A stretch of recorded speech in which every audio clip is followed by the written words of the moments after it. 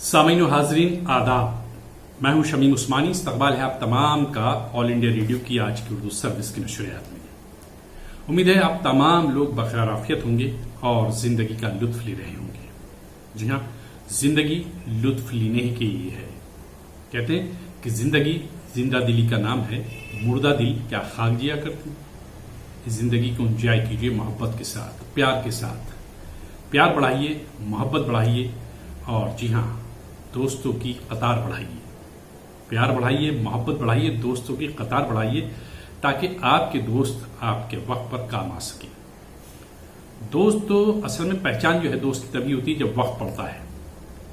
अगर वक्त पड़ने पर कोई आपका साथ छोड़ दे तो यकीनन वो आपका दोस्त नहीं हो सकता।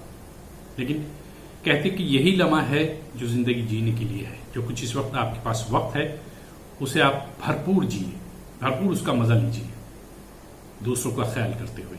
ये ना हो कि आप अपने मजे के चक्कर में दूसरों की परेशानियों को भूल जाएं। उनका भी ख्याल रखिए और अपनी जिंदगी का लुत्फ लीजिए, ताकि जिंदगी बेहतरीन गुजर सके। और जो लोग अच्छी तरह से जिंदगी गुजार के जाते हैं, दुनिया उन्हें याद करती है। आइए दोस्तों, प्रोग्राम का बाज़ाब्ता आगाज हो चुका है। इब्तदा में एक नजर डालते हैं अब तक की अहम खबरों की सुर्खियों पर सबीहा फजल के साथ। तमाम सुनने वालों को सबीहा का पुरखुलूस आदाब। अस्सलाम वालेकुम, नमस्कार। प्रोग्राम की शुरुआत हो चुकी है। इस्तकबाल है हमारे तमाम सुनने वालों का आज के इस प्रोग्राम में। और सबसे पहले नज़र डालते हैं अब तक की अहम सुर्खियों पर। साबिक सदर जमहूरिया जनाब प्रणब मुखर्जी का इंतकाल, वो 84 बरस के थे। मुल्क में कोविड-19 के अब तक 27,74,801 मरीज हो चुके हैं शिफायाब। शिफायाबी की शरह 76.63%। मुल्क में गुज़श्ता 24 घंटों के दौरान 8,46,278 लोगों की हुई कोरोना वायरस की जांच। रोड ट्रांसपोर्ट और शाहराहों के वजीर नितिन गडकरी ने महाराष्ट्र के गडचिरोली जिले में 3 पुलों और सड़कों को बेहतर बनाने के 2 प्रोजेक्टों का किया वर्चुअल इफ्तिताह। कल से शुरू हो रहा है अनलॉक 4। रियासतों ने पाबंदियों में शुरू की नरमी। चीन ने कोरोना वायरस से मुताल्लिक जराइम के लिए हजारों लोगों को किया गिरफ्तार। और बैरूत बंदरगाह धमाके के बाद लेबनान की तकरीबन आधी आबादी को हो सकता है खुराक की कमी का सामना। सामीन, ये थी अब तक की अहम खबरें। ऑल इंडिया रेडियो की उर्दू सर्विस की नशरियात सोशल मीडिया लाइव के जरिए आप तक पहुंचती हैं। चलिए अब आपकी और हमारी सेहत के हवाले से कुछ मुफीद मालूमात आप तक पहुंचाई जाए। देखते हैं डॉक्टर की सलाह। मैं डॉक्टर मोहम्मद आजम हसीन हूँ। मैं एक हार्ट सर्जन हूँ और कोरोना वायरस के मुताबिक आजकल काफ़ी सारी इन्फॉर्मेशन आ रही है, व्हाट्सएप पे भी, फेसबुक पे भी, जिसमें से कुछ इन्फॉर्मेशन गलत है, जिसके मुताबिक मैं चाह रहा था कि ज़्यादा से ज़्यादा लोगों तक ये सही इन्फॉर्मेशन पहुँचे, इसलिए मैं ये वीडियो, एक शॉर्ट वीडियो बना रहा हूँ। सबसे पहले तो हमारा ये जानना ज़रूरी है कि कोरोना फैलता कैसे है। कोरोना वायरस खांसने से, छींकने से और छूने से फैलता है। छूना ज़रूरी नहीं कि हम एक दूसरे को ही छुएं, बल्कि छूना, अगर हम किसी बर्तन पे या किसी फर्नीचर पे या किसी कपड़े पे कोरोना वायरस लगा हुआ है और हम उसको छूते हैं तो उससे भी कोरोना वायरस का इन्फेक्शन फैल सकता है। इसलिए अपने हाथों को बार बार धोते रहें और घर में जब बाहर निकले तो मास्क पहन के जाएं और जब घर में लौटें तो तुरंत अपने हाथों को बाहर भी और अंदर भी बार बार हाथों को धोते रहें। इससे जो वायरस है, अगर वो हमारे हाथ पे लग गया है तो वो मर जाएगा, वो ख़त्म हो जाएगा। उससे अहम बात जो समझने की है वो ये है कि अगर कोरोना वायरस का इन्फेक्शन 100 लोगों में होगा तो इनमें से 80 लोग वो होंगे जिनको बहुत ही हल्के फुल्के सिम्टम्स होंगे, जिनके अंदर लक्षण बहुत ही कम होंगे और वो एक आम सर्दी बुखार की तरह होगा, जिस पे हम तवज्जो भी नहीं देते, हम ध्यान भी नहीं देते। लेकिन ये वो लोग हैं जिनके जरिए कोरोना फैलेगा, इसलिए इनका सेल्फ आइसोलेशन में रहना या क्वारंटीन में रहना जरूरी है। इसलिए अगर किसी भी मरीज को थोड़े से भी लक्षण हो रहे हैं तो बेहतर है कि वो डॉक्टर की सलाह ले, अपना टेस्ट कराए और सेल्फ आइसोलेशन में रहे। 15% पेशेंट्स वो होंगे जिनको सिम्टम्स ज्यादा होंगे, जो डॉक्टर के पास आएंगे, जिनको तेज बुखार होगा, गले में खराश होगी, सांस लेने में तकलीफ होगी और वो हॉस्पिटल में भर्ती होंगे। और 5% पेशेंट ये जिनको बहुत ज्यादा तकलीफ होगी, बहुत ज्यादा बीमारी होगी, उनकी कंडीशन सीरियस होगी और उनमें से कुछ को वेंटिलेटर की जरूरत भी पड़ सकती है। तो ये 20% पेशेंट्स तो वो हैं जो हॉस्पिटल में आकर डॉक्टर की सलाह लेंगे, या वो खुद आएंगे या उनके तीमारदार या उनके रिश्तेदार खुद उनको लेकर आएंगे। लेकिन जो ज्यादा परेशानी की बात है वो इन 80 लोगों के लिए है जो कि ये समझ रहे हैं कि हमें तो बीमारी है ही नहीं। कई सारे वीडियोस आ रहे हैं जिसमें कि गवर्नमेंट अथॉरिटीज लोगों को क्वारंटाइन कर रही है जिनका एक्सपोजर हुआ है कोरोना पॉजिटिव पेशेंट से, और वो इस बात से परेशान हो रहे हैं कि हमें तो कोई लक्षण नहीं है, हमें तो कोई बीमारी नहीं है, हम तो बिल्कुल नॉर्मल है, हमें क्यों बंद करके रखा हुआ है, हमें बाहर जाने को दिया जाए या हमें अपने घर जाने को दिया जाए। इस वीडियो के माध्यम से के जरिए से मैं उनको ये बताना चाहूँगा कि आप जहाँ पर हैं वहाँ पे सेफ हैं। आपका क्वारंटीन में रहना, सेल्फ आइसोलेशन में रहना 14 दिन के लिए बहुत ज़रूरी है, आपकी अपनी सेहत के लिए भी और आपके घर वाले और आपके सोसाइटी के लोगों के लिए और आपकी कम्युनिटी के लोगों के लिए, ताकि ये इन्फेक्शन अगर आपको है तो वहीं पे ख़त्म हो जाए और लोगों को ना फैले। इसलिए इन लोगों को सेल्फ क्वारंटीन करना बहुत ज़रूरी है। तो इसलिए सारे लोग जो क्वारंटीन में हैं वो गवर्नमेंट अथॉरिटीज़ का सहयोग करें और इसको सज़ा की तरह ना समझें, बल्कि ये ज़रूरी है आपकी सेहत के लिए, आपके घर वालों की सेहत के लिए। और आखिरी में मैं एक अपील। दोस्तों, शायरी को इल्हामी कलाम कहा जाता है। कहते हैं वो मज़ामीन जिनके बारे में हम अक्सर यूं ही गुजर जाते हैं, दरगुजर कर देते हैं, गहन तवज्जो नहीं देते, शायर उन्हीं मौज़ूआत को अपने कलम के जरिए एक नए मानों के साथ, एक नई इमेज के साथ हम कागज पर उतारता है और हमारे जहनों तक पहुंचाता है। शायरी का ये इम्तियाज भी है कि ये कम अज कम ऐसा पहलू और ऐसा मंजर पेश करती है कि देखने वाला, पढ़ने वाला वाह वाह कर उठता है। अच्छे शेर की पहचान भी यही है कि उसके जज्बे जो है हमारे जज्बात से हम आहंग हों, यानी जो जज्बात शेर के हैं, जो बात शेर में कही गई है, वो हर पढ़ने वाले को ये लगे कि ये तो मेरा अपना कलाम है, ये तो मेरे अपने जज्बात है। बहरहाल कलाम शायर के तहत आज पेश है जनाब अशफाक अहमद का ये कलाम।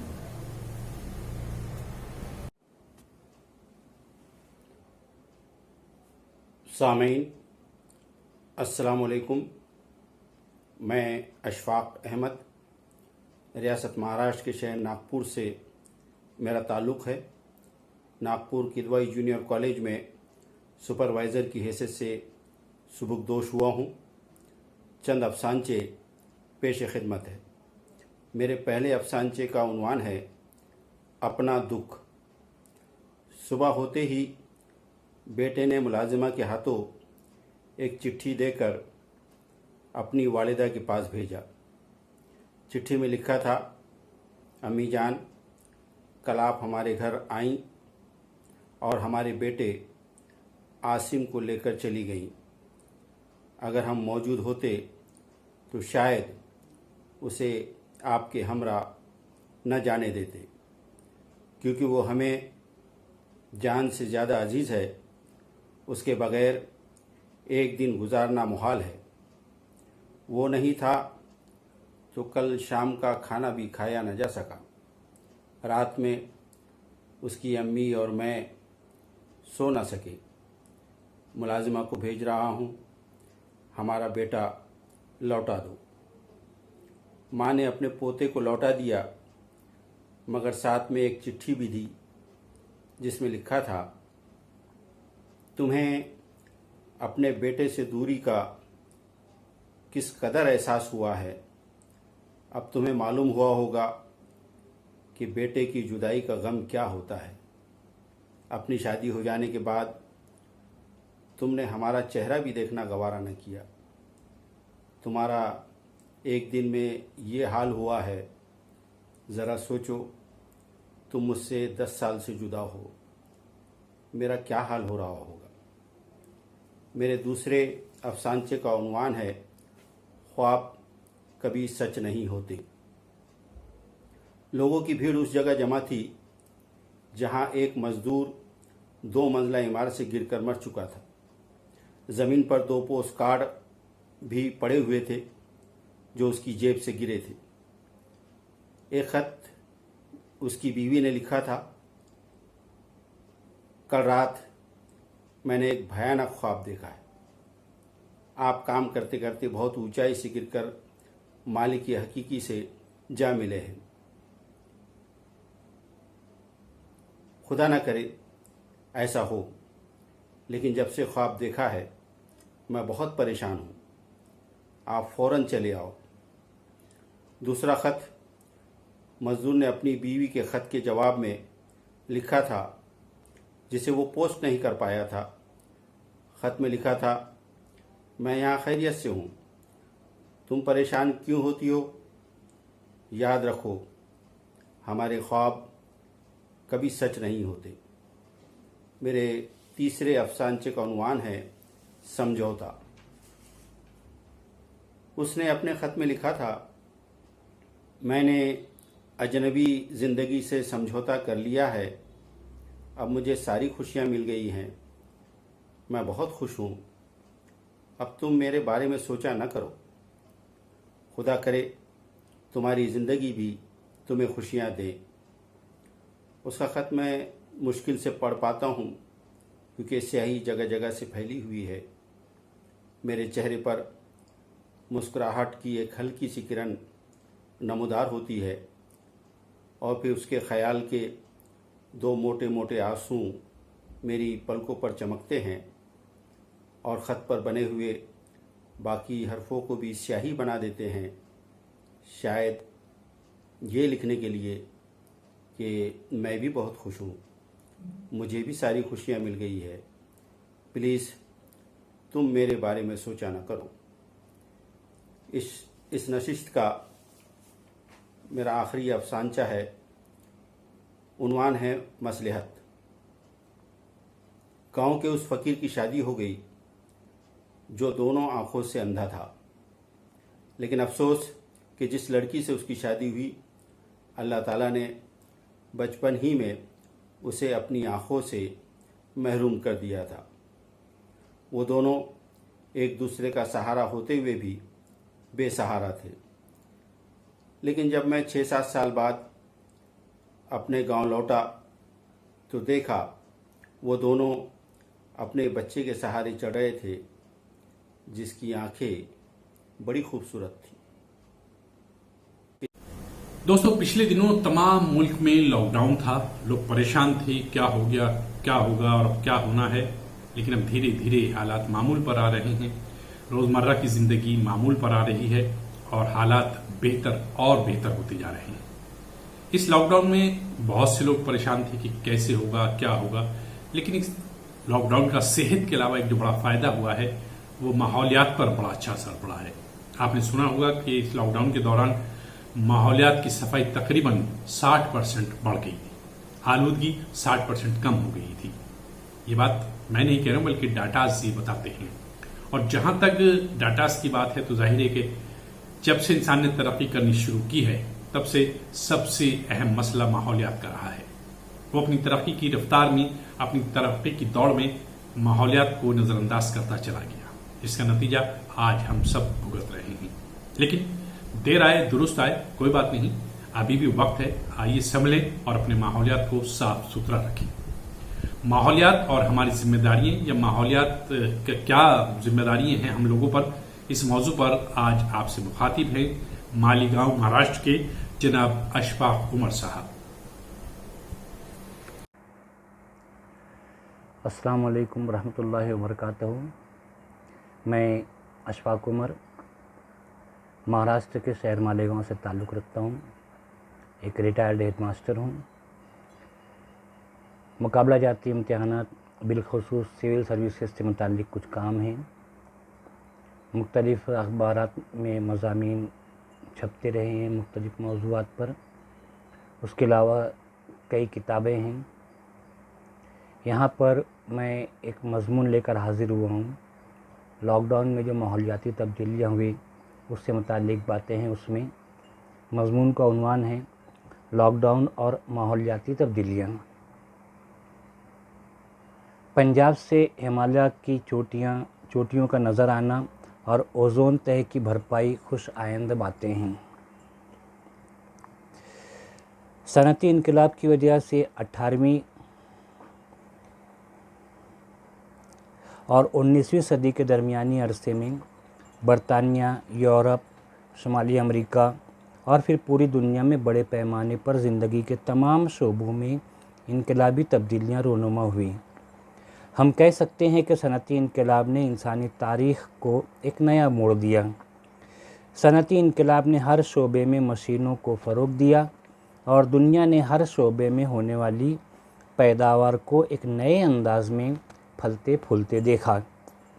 सनअती इनकलाब एक रहमत बनकर सामने आया। गुज़रते वक्त के साथ सनअती इनकलाब आलूदगी की सूरत में कुर्रे अर्ज़ के लिए बासे ज़हमत बनता गया। हर सतह पर होने वाली आलूदगियों ने इंसानी ज़िंदगी को हर महाज पर नुकसान पहुंचाना शुरू कर दिया।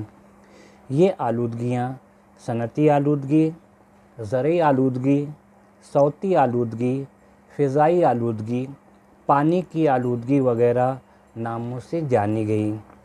ये आलूदगियाँ मादे की तीनों हालतों यानी ठोस, माय और गैस की सूरत में सामने आई। माहौलियात के तहफ़्फ़ुज़ के लिए दुनिया भर में मुख्तलिफ़ अफराद और तंजीमें सरगर्म अमल रहीं। मौजूदा वक्त में इस तहरीक में बच्चे ज़बरदस्त पेशरफ्त कर रहे हैं। इस सिलसिले में एक अहम नाम ग्रेटा थनबर्ग का है। स्वीडन से ताल्लुक़ रखने वाली माहौलियाती तब्दीली की इस 16 साला कारकुन ने अक़वाम मुत्तहिदा में इस मौजू पर एक जज्बाती तकरीर में कहा, ये सब गलत है, मुझे यहाँ नहीं होना चाहिए था, मुझे समुंदर के पार अपने स्कूल में होना चाहिए था। उसके बावजूद आप सब उम्मीद के लिए हम नौजवानों के पास आते हैं। आपको जुर्रत कैसे हुई? आपने अपने खोखले अल्फाज से मेरे ख्वाबों और मेरे बचपन को चुरा लिया है। फिर भी मैं कुछ खुशकिस्मत लोगों में शामिल हूँ। लोग मुश्किल में हैं, लोग मर रहे हैं, हमारा पूरा माहौलियात तबाह हो रहा है, बड़े पैमाने पर मादूमियत का आगाज़ हो रहा है और आप सिर्फ बातें कर रहे हैं, सिर्फ बातें करते हैं पैसों और अबदी इक़्तिसादी तरक्की की तिलिस्माती कहानियों की। आपको जुर्रत कैसे हुई? उन्होंने बहुत खुलकर अपनी बातें कही थी। 2019 के एक अंग्रेज़ी अखबार की रिपोर्ट के मुताबिक ग्रेटा थनबर्ग और दुनिया के दीगर 15 बच्चों ने ग्लोबल वार्मिंग से निपटने के लिए मुनासिब इक़दामात न करने पर अक़वाम मुत्तहिदा में दुनिया के 5 अहम मुल्कों अर्जेंटीना, ब्राज़ील, फ्रांस, जर्मनी और तुर्की के ख़िलाफ़ पिटीशन फ़ाइल करने का फ़ैसला किया जो बच्चों के हुकूक से मुताल्लिक़ है। उनमें भारत की 11 साला रिद्धिमा पांडे भी शामिल हैं। इंसान तो इस कुर्रे अर्ज़ की हिफाजत में नाकाम रहा। मौजूदा आलमी लॉकडाउन ने इंसानी ज़िंदगी को थमा दिया था। दुनिया भर के लोग इस लॉकडाउन के नुकसानात के बारे में बातें कर रहे हैं जो गलत भी नहीं है, मगर कुदरत माहौलियात को सुधारने के अपने काम को कर रही है। लॉकडाउन की वजह से मस्बत माहौलियाती तब्दीलियाँ ज़ाहिर होना शुरू हो गई हैं। माहिरीन माहौलियात ने बताया है कि कोरोना वायरस के बायस होने वाले लॉकडाउन के बाद ओज़ोन की तह में बना शगाफ खुद ब खुद भरना शुरू हो गया है। फैक्ट्रियों के बंद होने और गाड़ियों के इस्तेमाल के कम होने की वजह से चंद ही दिनों में शहरों और सनअती मराकज़ से आलूदगी की सतह कम हो रही है। सौती आलूदगी यानी आवाज़ की आलूदगी और पानी की आलूदगी की सतह भी कम हो रही है। इस लॉकडाउन ने जंगली ज़िंदगी को भी तहफ़्फ़ुज़ फराहम कर दिया है। ट्रैफ़िक और माहौलियाती आलूदगी से जंगली जानवरों, परिंदों, कीड़ों मकोड़ों और मछलियों को पहुंचने वाला नुकसान थम सा गया है। फ़िज़ाई आलूदगी के चलते हिंदुस्तान के बाशिंदों से कोहे हिमालय की फल्कबोस पहाड़ियाँ और उनकी चोटियाँ छुप गई थीं, मगर लॉकडाउन की वजह से जो फ़िज़ाई आलूदगी में कमी आई है तो ये चोटियाँ दोबारा नज़र आने लगी हैं। जालंधर से 200 किलोमीटर दूर माउंट एवरेस्ट की चोटियाँ नज़र आ रही हैं। अब सबके सामने ये माहौलियाती तब्दीलियाँ आ चुकी हैं। सवाल ये है कि क्या इंसान उन्हें कायम रहने देगा? क्या कोरोना वायरस की वबा ख़त्म होने के बाद दुनिया वापस माहौलियात दुश्मनी के अपने रंग में आ जाएगी और ये होने वाली माहौलियाती तब्दीलियाँ अपना असर खो देंगी? कुदरत ने हमें एक मौका दिया है। अगर हम अब भी ना बदले तो यकीनन फिर से परेशानियों का दौर आ सकता है और फिर शायद वो परेशानियों का दौर कभी ख़त्म ना हो। शुक्रिया। ऑल इंडिया रेडियो की Urdu service social media live के जरिए आप तक पहुंच रही है। माहौलियात के हवाले से थी कुछ ये बातें। उम्मीद करते हैं कि ये तकरीर आपको पसंद भी आई होगी और इसके ज़रिए कुछ कारामद बातें भी आपने सीखी होंगी। जहाँ तक बात है सामीन माहौल की, तो ये हर फर्द की इनफरादी जिम्मेदारी है कि जहाँ तक मुमकिन हो हम अपने माहौल के तहफ़्फ़ुज़ के लिए इक़दामात करें, क्योंकि अगर माहौल सेहतमंद है, ठीक ठाक है, तभी हमारी बका यानी इंसानी नस्लों की जो बका है तभी मुमकिन है। और अगर माहौलियात का ये अदम तवाज़ुन इसी तरह से बरकरार रहा तो इंसानी नस्ल की बका के लिए एक सवालिया निशान यकीनन कहीं ना कहीं लग जाएगा कि क्या हो, क्योंकि जिस तेज़ी के साथ जो कुदरती वसाइल हैं वो ख़त्म हो रहे हैं वो हमारे लिए, हम सब के लिए लम्हा फ़िक्रिया है। तो कोशिश यही कीजिए कि माहौल को आलूदा होने से बचाएं, चाहे वो फैक्ट्रीज से निकलने वाला धुआं हो, केमिकल्स या गैसेस का धुआं हो, या फिर ऐसा फुजला हो जो हमारे पानी को आलूदा कर देता है, हमारी मिट्टी को की ज़रख़ेज़ी जो है मिट्टी की उसको ख़त्म कर देता है। इन चीज़ों पर तवज्जो दीजिए और जो गाइडलाइंस हैं कि किस तरह से हम इन चीज़ों का इस्तेमाल करें, कूड़ा किस तरह से हमें फेंकना है, प्लास्टिक का है तो कहाँ उसको डंप करना है, वैसे कागज़ है या पेड़ों की पत्तियां सूखी है, दूसरी कुछ चीज़ें हैं जो रैपर्स हैं या कुछ भी है वो कौन से डस्टबिन में डालने हैं, तो ख्याल रखिएगा। खैर, अब प्रोग्राम के उस पड़ाव पर हैं हम सभी लोग कि अब जल्द ही आपसे इजाज़त लेनी है। तो प्रोग्राम के आखिर में आप सबकी नज़र कर रहे हैं ये शिव भजन, आइए सुने।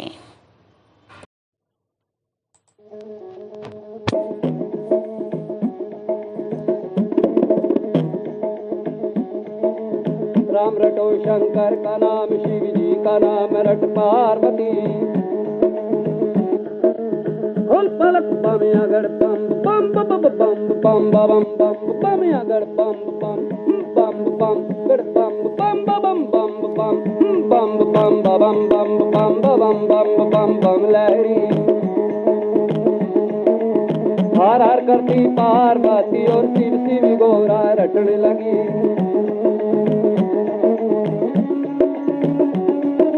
पलक उठा कर देखा शंकर जी सेवा भजन में भी कौन खड़ी, और हाथी जोड़ कर बोली गवर जा, हाथ जोड़ कर बोली गवर जाए शंकर अंतर्यामी। बम बम बम गड़ बम बम बम बम बम बम बम बम बम बम बम बम बम बम बम बम अगड़ बम बम बम बम बम बम लहरी बम बम बम बम बम लहरी। हाथ जोड़ कर बोली गवर जा, एक सुनो शंकर लहरी, मैं तेरे साथ मैं शादी करूंगी, तेरे साथ मैं शादी करूंगी, तेरे गले में डालूंगी माला। सवा महीने व्रत किए, मन गंगा जी स्नान किया। किसी ने मांगा दूध पुत्री और मैं शिव जी तेरा वर मांगा, भगवान से तेरा वर मांगा है। नाथों के नाथ शंकर लहरी घट घट में विराजो, शिव बोले बम बम बम भी और बम बम अगड़ बम और बम बम बम बम बम बम बम बम बम बम बम बम बम अगड़ बम और बम बम बम बम बम बम बम बम लहरी बम बम बम बम बम लहरी। बोले तो शिव जी वचन सुनावे तेरी गवर जा पार्वती। 12 साल की पार्वती में 80 साल करी बूढ़ा जो गिर गई जवानी। हाँ हाँ गई जवानी आया बुढ़ापा पटियों में मेरे खिली सफेदी। डिगमिग नाड़ करेरी मेरी भड़क भड़क भड़क नाड़ी मेरी लचर पचर। काया करेरी मेरा कुटर कुटर करती जाड़ी मेरी लपर झपर। जिभ्या करे मेरे हाथ बांस से टांग बड़ी से। हाथ बांस तेरी टांग बड़ी तेरी नाक चढ़ा सा पेट खड़ा सा सर तमना सारी डोले रहा मेरा। घुटने तेरी घुटना भिड़ता मेरी काया में कोढ़ी लगा बड़ा भारी। काया में कोढ़ी लगा बड़ा भारी। भिरण भिरण मक्खी भिड़ के और घृणा करेगी पार्वती और मुझको ढीक है। क्या लेगी और कोढ़ी संग तू क्या लेगी मेरी एरी गवर जा पार्वती। होल पलक बम अगड़ बम बम बम बम बम बम बम बम बम बम बम और बम अगड़ बम बम बम बम बम बम बम बम बम बम बम लहरी। हरे हरे करती पार्वती और शिव शिव गोरा रटने लगी। बोले पार्वती वचन सुनावे तेरे सरी का मिला नहीं। मैं तेरी लीला को जान गई और जान गई पहचान गई जी। जान गई पहचान गई तम छन में बाले छन में बूढ़े। छन में भी बालक बन बैठो तम 12 बरस के हो बैठो जी। 80 बरस के बन बैठो तम कोढ़ी कुष्ठी। बन बैठो तम छन में काया पलट बैठो और 52 रूपी भोलेनाथ हो।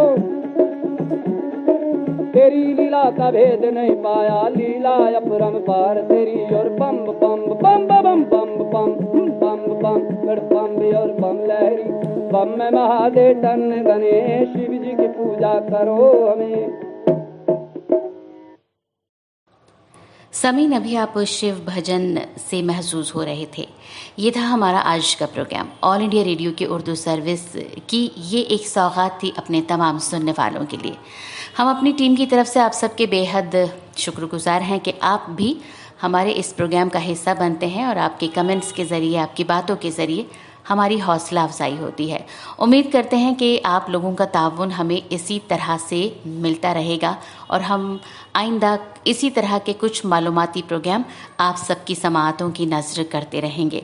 फ़िलहाल आज का ये प्रोग्राम यहीं पर ख़त्म होता है। तमाम सुनने वालों का शुक्रिया अदा करते हुए मैं अपनी पूरी टीम की जानिब से आपसे इजाज़त लेती हूँ। आप सभी लोग अपना ख्याल रखें। आपके साथ साथ जो भी लोग आपके घर में मौजूद हैं उन सब का भी ख्याल रखें। माना कि आहिस्ता आहिस्ता हम उस दुनिया की तरफ वापस जा रहे हैं जो हमारी पहले वाली दुनिया थी, यानी अनलॉक 4 अब कल से शुरू होने वाला है, लेकिन एहतियात की अभी भी बहुत ज़्यादा ज़रूरत है।